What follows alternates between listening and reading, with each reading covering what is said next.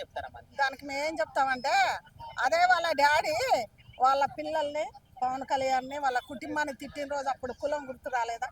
అయాల కులం గుర్తు రావాలి కదా. ఇవాళ వాళ్ళ నాన్నని ఏదో జైల్లో పెట్టిండ్రని ఇవాళ మా డాడీ మీది మాది ఒకటే కులము మీరు ఇడిపియొచ్చు కదా అంటే తప్పు చేసిండని అందులో పెట్టిండు. లేకపోతే ఎందుకు పెడతాడు? ఇప్పుడు కులం అక్కడ కాగానే యువతల వాళ్ళందరూ కులం కులమే పనులు చేసుకోవాలి మరి అనేది వేరే కులానికి చేయొద్దా? ఆయన అన్ని పవన్ కళ్యాణ్ అన్ని కులాలకు చేస్తాడు.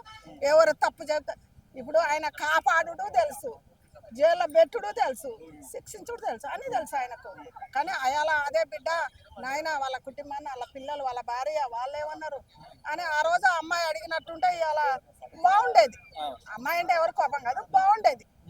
అలా ఆ రోజు క్యాస్టింగ్ గురించి వాళ్ళ కులం గురించి మీది మాది ఒకటే కులం అని ఆ రోజు చెప్పి వాళ్ళ పిల్లల్ని ఎవరు అనొద్దు వాళ్ళ ఫ్యామిలీని మన ఏలు పెట్టి చూపించద్దని అంటే బాగుండేది.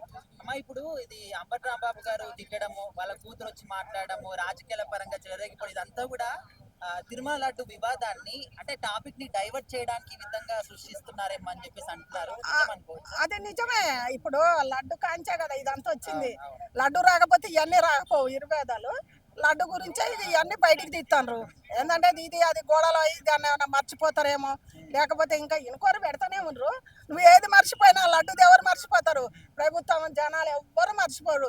ఒక దేవుడి లడ్డులో కలిపిర్రంటే అది మా పాపం.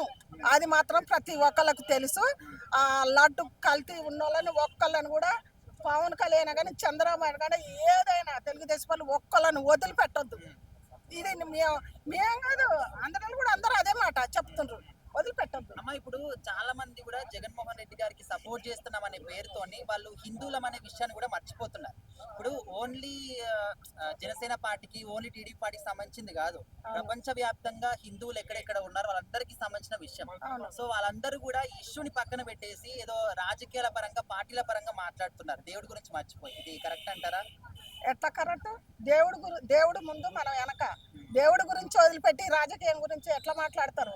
దేవుడి గురించి మీరు నిజంగా అంటే జగన్మోహన్ రెడ్డి ఇప్పుడు ఆయన హిందూ కాడు అందరికీ తెలుసు. హిందూ కాడనే మీరు గెలిపించుకుండ్రు. ఇప్పుడు ఆయనను కూడా ఎవరు తప్పుగా అనుకోవట్లే.